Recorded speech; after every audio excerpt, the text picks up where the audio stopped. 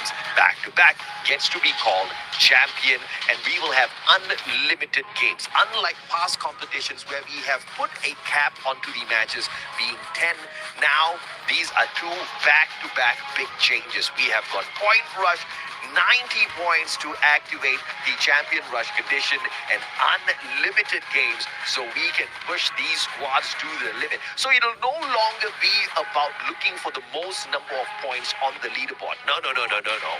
The main goal is to reach 90 points, and then, baby, it's all about the booyah. And the grand finals has 12 squads that are still standing tall.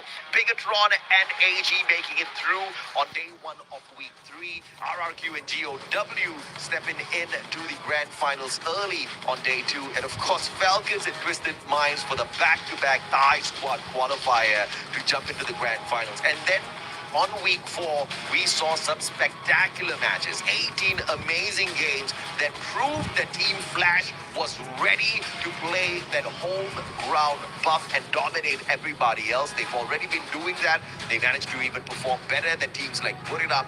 So we're definitely looking forward to seeing that. Bigatron, AGRRQ, GOW, Falcons, Twisted Minds, and out of them, we'll highlight, those big squads a little bit later on to complete the 12 squads. Team Flash, Aurora, Buriram, WAG, EVOS, as well as PE Sports.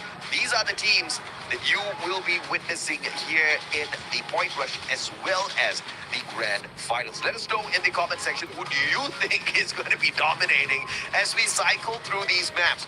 We will start things off at Nextera, head on into Kalahari for Game 2, Purgatory, Bermuda, Solara, Games 3 to 5, and of course, the good old randomizer back in here for a game number 6. And somebody's going to be blessed. Somebody is going to be given a little bit of extra luck out there to perhaps find their way back into the competition if they missed out, or to extend their domination and put a good run in the final mile for the squad, because earning an extra 10 points could just be the world of difference for the teams who are really hustling to become champion tomorrow. The first ones who helped, as I say that, I have to say as well, just because you get the extra 10 points, just because you go out there and you activate Champion Rush as the first squad, it really means nothing, because when push comes to shove, these booyahs have become so difficult to guarantee. In the past, we have seen a team like Buriram guarantee booyahs for themselves. They just went out there, kicked a lot of butt, and just laid bodies everywhere as they just strut into the final circle, walked away with the booyah. RRQ was another team like that as well. Used to be able to guarantee all of those rotations on the battlefield.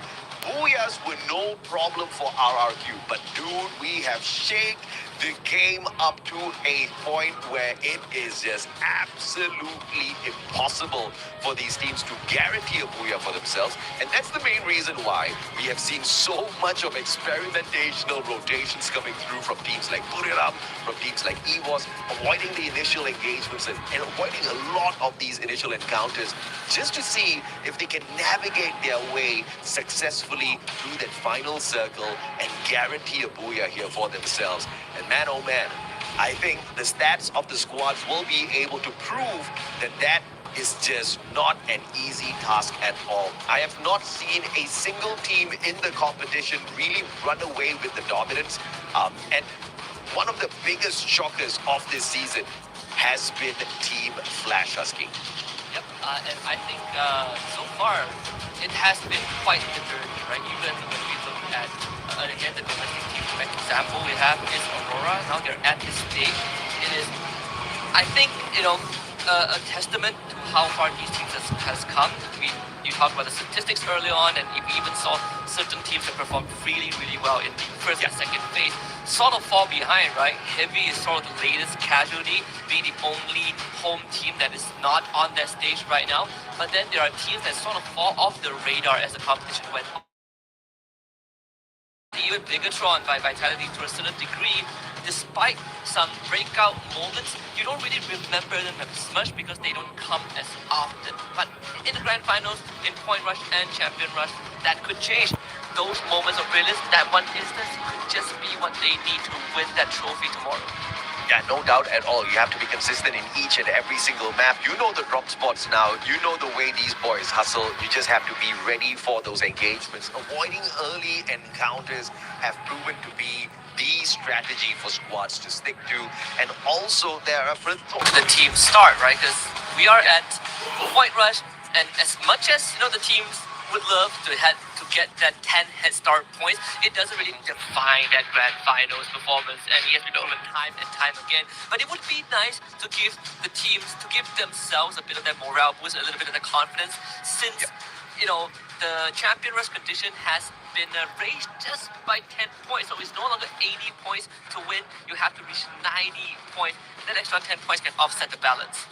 Yeah, absolutely, man. And well, we've removed the limit of the games, and which successfully means that we no longer have to focus on farming, because there have been some squads who just make it to the 90-point mark first. About the booyah, even if they don't get it, they're thinking that, okay, maybe we can just max out these matches, and in the meantime, we'll start farming on these other squads. We'll have the most number of points, and then we'll win by default. Problem is, no one has been able to successfully pull that off. It has always gone down, and the team that has managed to grab these championships have always been the team that walks away with the booyah. Which is why Onyx Olympus, man, they walked away with the booyah, they walked away with the trophy. Anybody can do it as long as 90 points first. And the state of the competition just puts us at a point where we've got 12 squads who can get there fairly quickly if they avoid those initial mistakes. Yeah. I think all eyes are going to be on Evo's Divine them as well, right? Today is not the most important one, at least for the other teams, but it is going to be it's a sort of a prelude of what might be the results for the grand finals tomorrow. Just for those who might not know this info just yet, we have guaranteed 8 slots to Paris for EWC, because Evo's Divine, they are guaranteed to go there because they are the defending champions. But in the event Evo's Divine finishes top 8 in the grand finals, then the 9th place team gets to go. So that also is a very important detail, especially for teams who have always come so close yet so far. Evo's Divine's performance could just edge them out and get them a ticket to EWC. Absolutely. Either way, we send 9 teams from this competition, from this top 12 to Paris, to the Esports World Cup. And by the way, yes, again, Husky said it, I said it, it's Paris, baby. That's going to be absolutely fun. 2 years in the desert sands of Saudi Arabia. We went to Riyadh. This time, we get to check out the Eiffel Tower and see exactly who gets to dominate Paris later on. But they have to figure out how to navigate the situation here on that stage as well. It's a different kind of beast. Sitting down in perhaps your gaming house, perhaps in your own in the comfort of your own gaming studio or your living room, versus sitting on that stage and tomorrow in front of a live audience. And that's always the scary part, right? Because even in the in global finals last year, the stakes are as equally as high, and we did talk about it. We are going to have EWC Free Fire at Paris, France, 15th to 18th of July. And some keen-eyed audience might realize that we have one less broadcast day, but the stakes are just as high. The prize pool is just as big, which means that you have lesser room to make errors if you make it there.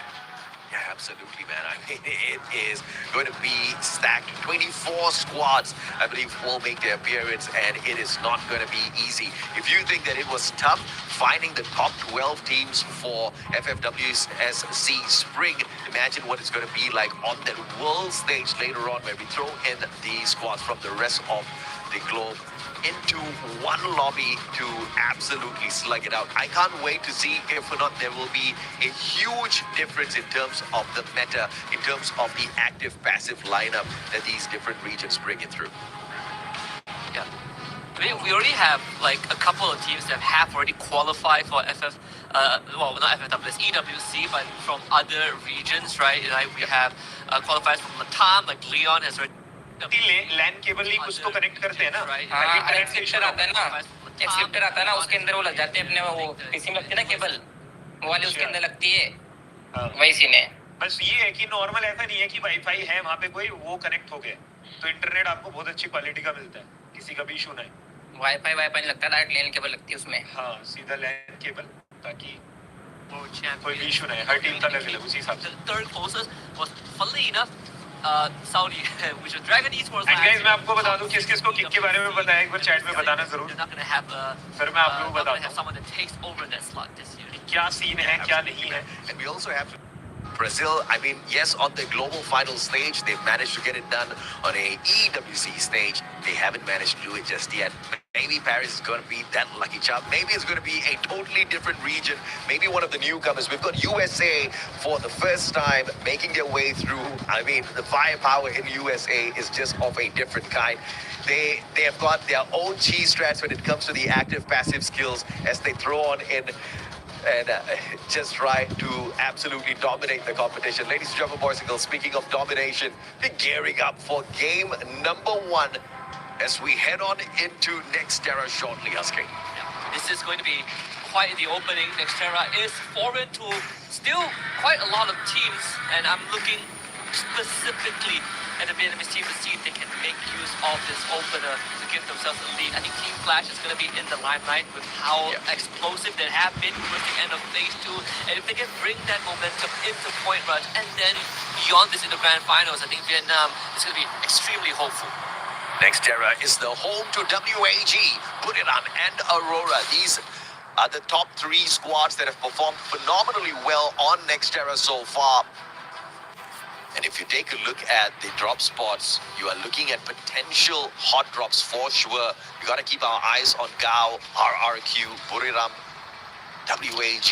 They have already gotten into multiple skirmishes, early ones in the past.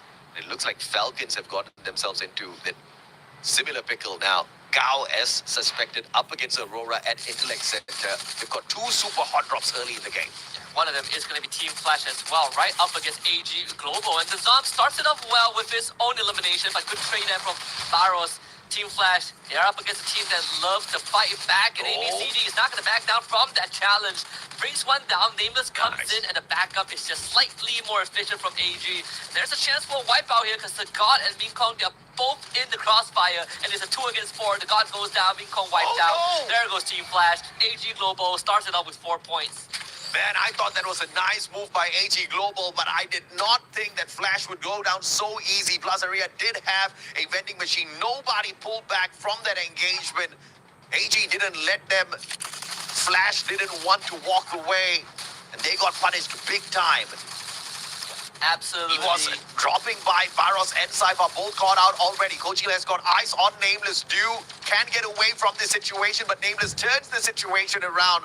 Dropping Ray, actually going in for the confirmation as Kochil drops by to say that's not going to happen. They stack the numbers against him, and View smartly disengages, backs away. Does he force the vending machine in the compound? I think just back off, right? Grab as much as you can, run away. They did bring back Barros and Cypher, which in of itself is already more than good enough, considering that they would have been wiped out by Evos and not get to enjoy and reap the rewards of that earlier fight. But Evos, they're going to try to at least hunt Dew down. I think they caught a whiff of him. We'll check back on Dew just a little bit. RQ Kazu, on the other hand, had much sight. Pretty calm. Not much conflict happening except for PE Sports, who are now in their sightlines. And Dew getting a little bit of revenge here, taking Kochil out of the equations. And PE Sports, like you said, just rotating out in the open. Early moves coming on big time here as the squads just move compound to compound, looking for those extra coins just to hit those vending machines. But it's bound to bring you into the crosshairs of another squad. WAG, great position held on top of Robo. This is going to give them the bird's eye view over Twisted Mind, so quickly back away behind the haystacks. The Riptide Rhythm is not really effective in terms of taking down the Twisted Minds players. We're quite cautious now. Moving away from this spot where the jump pad would be huge risk they play, but they will take that risk, and WAG just a little distracted to take advantage. Actually caught the timing just nice. So everyone from Twisted Minds gets to disengage without suffering much damage in the process. Versus WAG, they're on the hunt for a vending machine. They gotta go for the revive. Real nice with Evo's Divine, not in the way that they wanted though. Raj just blast Nameless in the back. There's 2 more AG members going down, and Evo's continues to enjoy this sweet early game. Oh, Russia, it's